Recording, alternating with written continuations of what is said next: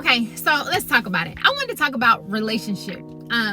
Just how this new dating experience has been for me. So if you don't know, if you haven't followed my stories, I am Rashidah. I am post-divorce. I've been divorced twice. This time I was married for 15 years, and it has now been over a year that I have been single. I chose to take the first year to focus on me, getting to know myself. I had, relationships that I needed to work through as far as how to be a good mom, how to be good to myself, how to learn to love me, how to be an ex-wife. So I had to spend a year kind of reevaluating myself, and I did that. And then I said, okay, you know what? I'm going to be open to dating. And the moment that I said I was open to dating, seriously, literally everything popped up on my social media. Every relationship counselor, all of these people with all this advice about how to date. Now, mind you, I had been married for 15 years, so now 16 years plus. I didn't have to do that. Like, I didn't have to expose, myself or be vulnerable in that space. Like, I knew my partner. I had a consistent partner. So I didn't have to do that. And so here it is. Now times have changed. Social media has taken over, and everybody is a guru in relationships, right? Everybody is a guru. So I'm sitting here listening, and I could hear something like, listen, I love me some Shira 7. I love her advice. I love all of those things. But people have to be aware that she's helping you find a specific thing. That has to be with what you're in the market for. There are other people. You got, Dr. Cheyenne Bryant. I love her philosophies. I love her. Now, people give her a hard time, because she isn't married or because she isn't in different things, but she has all the other. Hey, it is what it is. Know what you're looking for and know how that applies to you. So for me, what I realize is there is a plethora of information out there on how to date, what you should be doing, how to do it, what to give a guy, what not to give a guy. Like, it was all these things. And I realized that if you're not careful of learning the lesson that you're here to learn in life, you will miss the very thing that's aligned for you. What I mean by that is, we all came here with intuition. We all came here with the ability to hear from our higher self. But over time, with programming, with different things, different dynamics, fears, failures, doubts, parental input, all those things, religious input, we've gotten to a place where we don't trust our own intuition, where we don't trust ourselves. And so as adults, when we start this healing journey, the first thing that we have to realize is we have to rebuild our connection with our inner self, our God, with source, with who we are. We have to restore that dynamic, that relationship.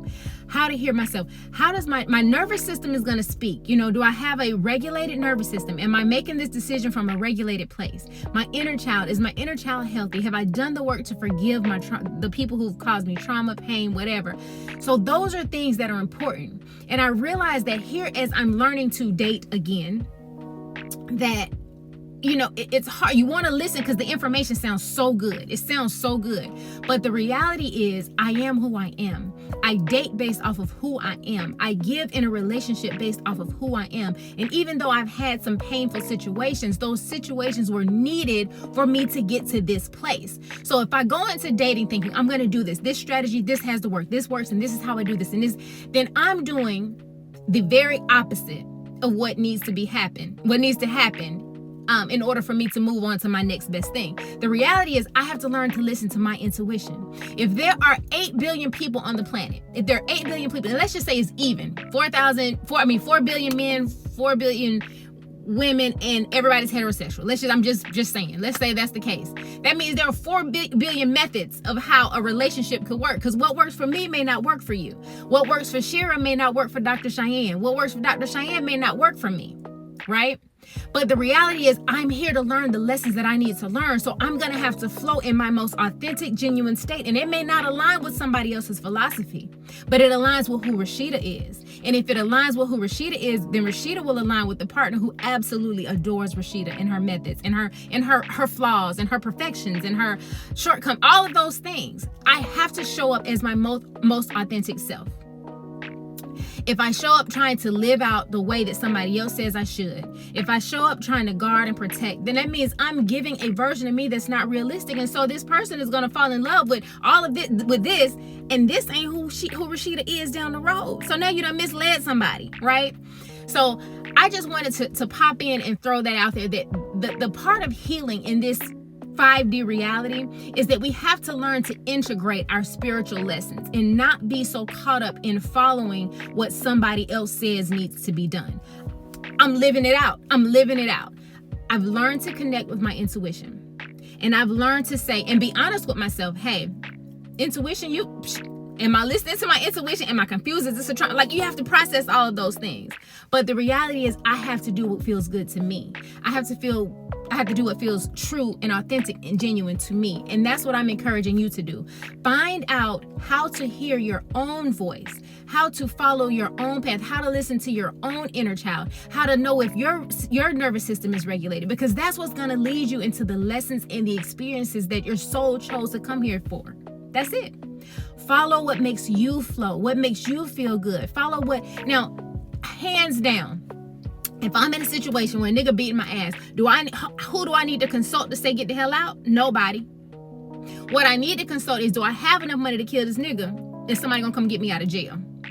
Or I can get them money. Like, those are that's how I think. Now, I'm not knocking somebody else who has experienced, domestic violence, but that's how I think. So for me, that's not a struggle for me. If I were in that situation, I'm out. And what I'm trying to do is make sure that certain people don't know, because then they gonna go to jail. My brother gonna go to jail if somebody put their hands on me. I got some homeboys that's gonna go to jail. I got some exes that's gonna probably go to jail if a nigga put his hands on me, especially if my kids aren't like. So I know that that's not my struggle. I know that's not an area that I struggle in. Somebody, that may be their struggle, and then the lesson for them is to learn how to value themselves enough to not stay in that situation and to get help, reach out for help, and get out of it. So I don't need a whole lot of insight on how to get out of a physically abusive relationship.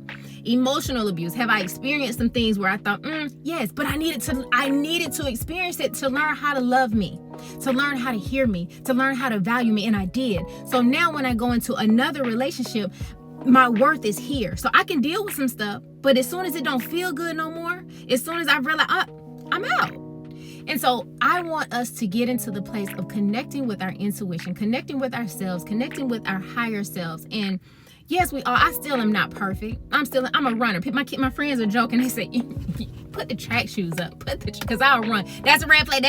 So I'm not telling you anything that I haven't experienced. What I'm saying is, when I decide to pick up the track shoes, I have to catch myself and say, wait a minute. Is this traumatic? Is this a trigger? Is this something, what am I learning? Am I being mistreated? Am I afraid? Like, whatever it is, but I can talk to myself. I can get quiet. I can go into meditation and I can hear my heart. I can hear what I need to do. It may take me 24 hours, 48 hours, 72, I don't know. But what I know is I have decided that I'm going to follow my heart. I'm going to follow my intuition. I'm going to follow my wisdom. And as much as I support these other pages and these other people and all of those things, I love them. I love listening to them. But we have to understand that it's entertainment, and we have to do what's best for us. What's good for me may not be good for you. What's good for me may not be good for you. And what's good for you may not be good for me. So here it is. If you come to me for guidance, even when people come to me for readings or they need support, I'm tapping into your energy, because what your energy needs, what your soul is asking for, could be totally different than what mine is asking for or what mine needs. So I can't give you a flat line of, this is what you need to do because this is what I did, or this is what's not. I can tell you what I did. If it feels good and authentic to you, do that. But just because I did it doesn't mean that it's right for you. I hope that is clear. And that probably applies to a whole lot of things, religion and everything else. What's good for me may not be good for you. And that's okay. And so I want you to tap into your intuition, tap into your higher self, find out how to hear your inner child, how to move based off of a regulated nervous system. And that means it may be regulated today and you may be frazzled or activated tomorrow. Learn how to settle. Learn the techniques of things that you can do to help you settle, to help you regulate your nervous system. Tapping. There are so many things that we could do to help us. So do what you know to do, but listen to yourself, because you know everything that you need to know to be the best version of you, the most authentic version of you ever. I love you much. I hope that helps.